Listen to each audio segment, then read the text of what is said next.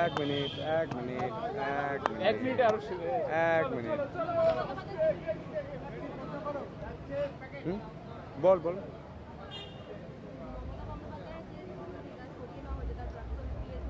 দেখুন, আইন সবার জন্য সমান, আইনের ঊর্ধ্বে কেউ নন।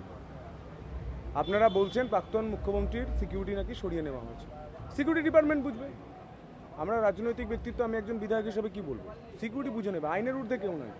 উনি কি এখনো নিজেকে মুখ্যমন্ত্রী ভাবছেন? উনি তো পদত্যাগ করছিলেন না, উনি ওই ভাবনা থেকে বলছেন। ছাড়ুন না, উন্নয়নের দিকে ধ্যান দিন।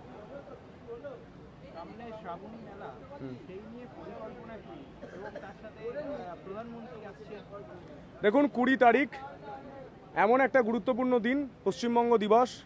শ্যামাপ্রসাদ মুখার্জি তাঁর যে অবদান, সে অবদানের জন্য আমরা এই বিধানসভার সামনে দাঁড়িয়ে আছি। তিনি প্রথম সবাইকে নিয়ে চলো আমরা জোট বাঁধি, আমরা পশ্চিমবঙ্গ হিসাবে ভারতের সঙ্গে থাকব, এই ভাবনা তিনি করেছিলেন। এই ভাবনা থেকেই তিনি সম্মেলন করে বলেছিলেন যে আমরা তৎকালীন পাকিস্তানে যাব না, আমরা থাকব ভারতের সঙ্গে।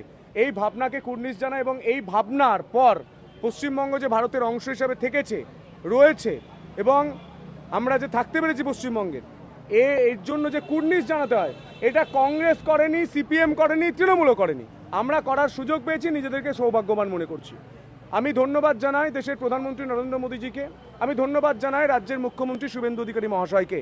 তাদের চিন্তাভাবনা, তাদের যে মতাদর্শ, সেই মতাদর্শ থেকে তারা বলেছেন যে 20 তারিখ পশ্চিমবঙ্গ দিবস আমরা করব তারকেশ্বরের মাটিতে। কারণ তারকেশ্বরের মাটিতে দাঁড়িয়ে, রাজবাড়ির মাটিতে দাঁড়িয়ে শ্যামাপ্রসাদ মুখার্জিজি তিনি ডাক দিয়েছিলেন যে এই পশ্চিমবঙ্গের মধ্যেই আমরা থাকবো, আমরা পাকিস্তানের মধ্যে যাব না। তার জন্য আমরা আছি। তা ধন্যবাদ জানাতে অসুবিধা কোথায়, ঝাল লাগছে কোথায়? আমরা জানাতে পারছি, আমি তার জন্য নিজে আনন্দিত, নিজে গর্বিত।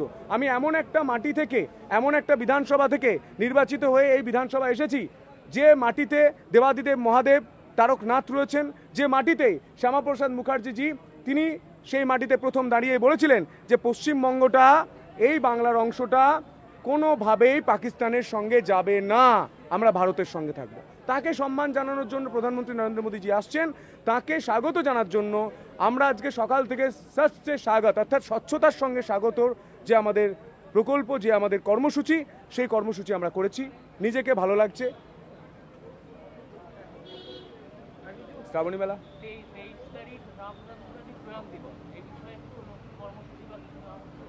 জানিয়ে দেওয়া হবে রাজ্য সরকারের তরফ থেকে। যোগ দিবসে কলকাতার মাটিতে প্রধানমন্ত্রীজি থাকছেন নিজে, আমরা আমাদের এলাকায় থাকব, এখানে অনেক বিধায়করা থাকবেন। হ্যাঁ,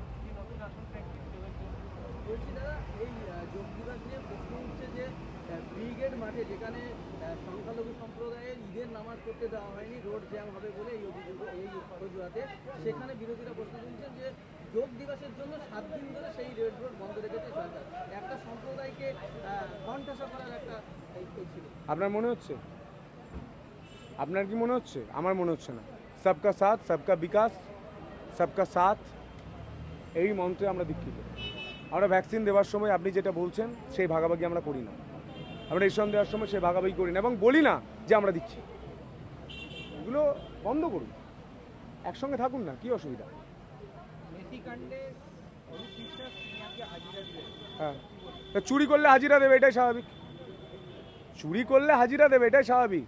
বাপ বাপকে ছাড়ে না, চুরি করেছিলেন, হাজিরা দিয়েছে। আমরা দেখেছিলাম জেন জিকে কিভাবে তাদের মনে কষ্ট দেওয়া হয়েছিল, হাজার হাজার টিকিট কেটে তারা ফিরে এসেছিলেন। আমি নিজে সেটা দাঁড়িয়েও দেখেছিলাম, তাদের সঙ্গে কথা বলেছিলাম, তাদের বেদনা বুঝেছিলাম। আমরা সেদিনই বলেছিলাম ভগবানকে যে এদের সাজা দাও, দিচ্ছে, পাপের ফল ভোগ করতে হচ্ছে। ঠিক আছে, ধন্যবাদ।